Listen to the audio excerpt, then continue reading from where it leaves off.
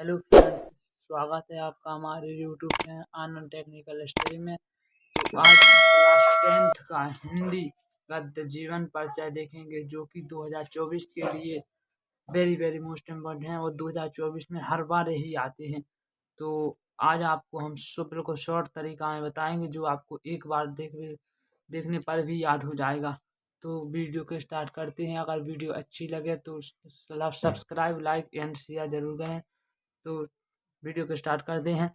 सबसे पहले गद्य का जीवन परिचय। जयशंकर प्रसाद, पहला जीवन परिचय। तो जीवन परिचय। जयशंकर प्रसाद का जन्म काशी के एक प्रसिद्ध वैश्य परिवार में सन 30 जनवरी 1890 ईस्वी को हुआ था। जयशंकर प्रसाद का जन्म काशी के एक प्रसिद्ध वैश्य परिवार में सन 30 जनवरी 1889 ईस्वी में हुआ था। इनके पिता श्री देवी प्रसाद साहू, इनके पिता का नाम क्या था? देवी प्रसाद साहू, जो कि सुगनी साहू के नाम से प्रख्यात थे, मतलब प्रसिद्ध थे। सब लोग इनको सुगनी साहू नाम से बुलाते थे। उनकी दानशीलता और उदारता के कारण उनके यहाँ विद्वानों और कलाकारों का बराबर सम्मान हुआ करता था। उनकी उदारता और दानशीलता मतलब अच्छे व्यवहार की थी, तो कलाकारों और विद्वानों को बराबर सम्मान हुआ करता था। इनकी शिक्षा का प्रारंभ घर पर ही हुआ। जयशंकर प्रसाद की शिक्षा घर पर ही प्रारंभ हुई।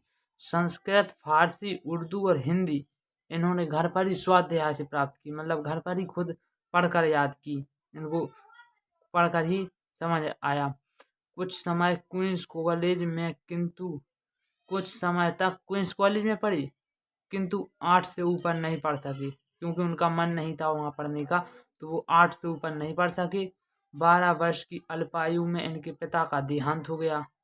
जब ये 12 वर्ष के हुए तब इनके पिता का देहांत हो गया। इन्होंने 3-4 यात्राएं की। इनको 3-4 यात्राओं का शुभ अवसर प्राप्त हुआ। आर्थिक समस्याओं के कारण टीबी का शिकार होकर 15 नवंबर 1937 ईस्वी को इनका देहांत हो गया। आर्थिक समस्याएं, इनका कोई भाई था, वो भी खत्म हो गया था, और इनकी माँ थी तो वो भी खत्म, और पिता थी तो वो भी खत्म हो गई थी। तो इन पे घर की स्थिति बिगड़ गई थी और इन पे ज़्यादा आर्थिक बोझ हो गया था। तो ये टीबी का शिकार होकर 15 नवंबर 1937 ईस्वी को इनका देहांत हो गया। तो ये आपका 3 नंबर बिल्कुल पक्का हो गया। अगर आपने इतना ही 10-12 लाइनें लिख दी जितना मैंने लिखा इसी तरह, तो आपके 3 नंबर बिल्कुल पक्का। और 1 नंबर रचना का, अगर एक रचना पूछेगा वो जरूर पूछेगा। रचनाएं ध्रुव स्वामिनी और चंद्रगुप्त, ये 2 रचनाएं हैं। इनमें से आपको एक लिखना है, तो एक लिख देना है, 2 में से चुन चाहे। तो अब दूसरा, डॉक्टर राजेंद्र प्रसाद, गद्य का जीवन परिचय दूसरा, डॉक्टर राजेंद्र प्रसाद। तो जीवन परिचय। देश रत्न डॉक्टर राजेंद्र प्रसाद का जन्म बिहार राज्य के छपरा जिले के, बिहार राज्य मतलब कि राज्य तो आप जानते हो, तो बिहार राज्य के छपरा जिला, जैसा अपना ललितपुर जिला है, ऐसा वहाँ वो छपरा जिला था। तो छपरा जिले के जीरादेई नामक ग्राम में हुआ था, जीरादेई नामक गांव में हुआ था सन 1884 में। तो देश रत्न डॉक्टर राजेंद्र प्रसाद का जन्म बिहार राज्य के छपरा जिले के जीरादेई नामक ग्राम में सन 1884 ईस्वी में हुआ था। कोलकाता विश्वविद्यालय से इन्होंने एमए और एमएल की परीक्षा उत्तीर्ण की। एमए और एमएल की, वो भी कोलकाता विश्वविद्यालय से तो परीक्षा उत्तीर्ण की। मेधावी छात्र होने के कारण दोनों परीक्षाओं में प्रथम स्थान प्राप्त किया। मेधावी मतलब वे बुद्धि की बहुत तेज थे, वे बहुत जल्दी पढ़ लेते थे, याद कर लेते थे। तो मेधावी छात्र होने के कारण उन्होंने दोनों परीक्षाओं में प्रथम स्थान प्राप्त किया था, एमए में और एमएल में किया था। मुजफ्फरपुर में कुछ दिन तक एक कॉलेज में अध्यापन करने के पश्चात, मुजफ्फरपुर में कुछ दिन तक मतलब महीना, 2 महीना, 3 महीना, 1 साल तक उन्होंने कॉलेज में अध्यापन किया मुजफ्फरपुर में। तो अध्यापन करने के पश्चात 1920 ईस्वी तक कोलकाता तथा पटना हाई कोर्ट में वकालत की। 1920 ईस्वी तक उन्होंने ये काम तो किया ही, साथ में ये भी किया। इन्होंने 1920 ईस्वी तक कोलकाता तथा पटना हाई कोर्ट में वकालत की। बाद में महात्मा गांधी के विचारों से प्रभावित होने के कारण बाद में उनको महात्मा गांधी से मुलाकात हुई और वो इन पर गुस्सा हो गए, तो उनके विचारों से प्रभावित होकर उन्होंने 1920 ईस्वी में वकालत छोड़कर पुनः देश सेवा में लग गए पूर्णतः। तो उन्होंने 1920 में वकालत छोड़ दी थी। 1920 में उन्होंने 20 तक की थी, 1920 में छोड़ दी थी। महात्मा गांधी के विचार से गुस्सा होगा तो छोड़कर पूर्णतः देश सेवा में लग गए। भारत के प्रथम राष्ट्रपति का गौरव प्राप्त कर, जो ये डॉक्टर राजेंद्र प्रसाद थे, ये भारत के प्रथम राष्ट्रपति थे। तो भारत के प्रथम राष्ट्रपति का गौरव प्राप्त कर इस सन 1963 ईस्वी में इनका निधन हो गया। प्राप्त करने के बाद भी थोड़े जिए, फिर इनका 1963 ईस्वी में इनका निधन हो गया। इनकी रचना है मेरी यूरोप यात्रा और गांधी जी की देन। ये दोनों रचनाएं, इसमें से एक पूछेगा तो एक लिख देना, ये दोनों नहीं लिखना, उसको तो आपका टाइम जाएगा। तो एक लिख देना, तो 4 नंबर ये आपके बिल्कुल पक्के हो जाएंगे। तो आई होप ये वीडियो आपको अच्छी लगी हो। तो अब पद्य के देखते हैं। तो कक्षा 10 हिंदी वेरी वेरी मोस्ट पद्य की देखते हैं। तो आपके 4 नंबर ये पक्के हो जाए तो 10 नंबर बिल्कुल पक्के हो जाएंगे। तो आइए जीवन परिचय देखते हैं। तो नंबर 1 तुलसीदास जीवन परिचय। तो तुलसीदास का जीवन परिचय है। तुलसीदास का जन्म बांदा, जैसा मैंने लिखा है ऐसा ही अगर आप लिखे आए तो 4 नंबर बिल्कुल पक्के हो जाएंगे। तो बांदा जिले के राजापुर नामक गांव में संवत 1554 में हुआ था। 1554 विश्व में हुआ था, ये भी लगाए विश्व कला में हुआ था। कुछ लोग इनका जन्म एटा जिले के सुरु नामक स्थान को मानते हैं। कुछ विद्वान इनका जन्म एटा जिले के सुरु नामक स्थान को मानते हैं। ये सरयू पारिणी ब्राह्मण थे, मतलब शुद्ध थे। इनके पिता का नाम आत्माराम दुबे और माता का नाम हुलसी था। तो ये आपको समझ में आएगा, ऐसा ही लिख कर आए तो 4 नंबर को पक्के हो जाएंगे। अभुक्त मूल नक्षत्र में जन्म होने के कारण, मतलब कोई नक्षत्र लगा होगा, कोई दोष होगा, तो उसमें जन्म होने के कारण कि माता पिता ने त्याग दिया था। इन्हें त्याग दिया था कहाँ? जंगल में, जंगल के एक तालाब में इन्होंने एक टोकरी में रखकर इन्हें वहीं पे तैरा दिया था। तो ये बहते बहते फिर किनको मिले? स्वामी नरहरिदास को। तो माता पिता ने इन्हें त्याग दिया था। स्वामी नरहरिदास ने इनका पालन पोषण किया था।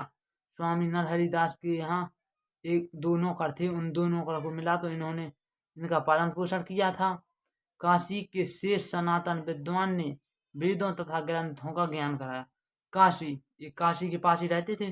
काशी के शेष सनातन विद्वानों ने वेदों तथा ग्रंथों का ज्ञान कराया। इनका विवाह दीनबंधु पाठक की पुत्री रत्नावली से हुआ था। वे अपनी पत्नी के प्रेम में बहुत अनुरक्त थे, मतलब कि वे अपनी पत्नी से बहुत ज़्यादा प्यार करते थे। वे ज़्यादा दूर नहीं रह पाते थे, कि पत्नी के उपदेश से ही इनके मन में घृणा उत्पन्न हो गई। जब वे अपनी पत्नी से इतना प्रेम करते थे, एक बार इनकी पत्नी मायके चली गई तो ये पीछे पीछे बरसात में, आंधी तूफान में पीछे पीछे धीरे धीरे इनके घर पहुंच गए। तो उनकी पत्नी ने इनको देखा और वो अचंभित हो गई। उन्होंने कहा, अस्थि चर्म माय देह यह तो सो ऐसी प्रीत ने को जो होती राम से तो काय भवभीत। मतलब इनकी पत्नी ने कहा कि इस हार शरीर से क्या प्रेम करना, अगर प्रेम करते राम से तो आज तक भाव से पार हो जाते। तो यही उनको इनकी बात बुरी लग गई और वही अपनी पत्नी से घृणा करने लगे। तो घृणा उत्पन्न हो गई और वे चित्रकूट में राम के भक्त हो गए। चित्रकूट, काशी में इन्हें ज़्यादा समय बिताया और चित्रकूट में राम के भक्त हो गए।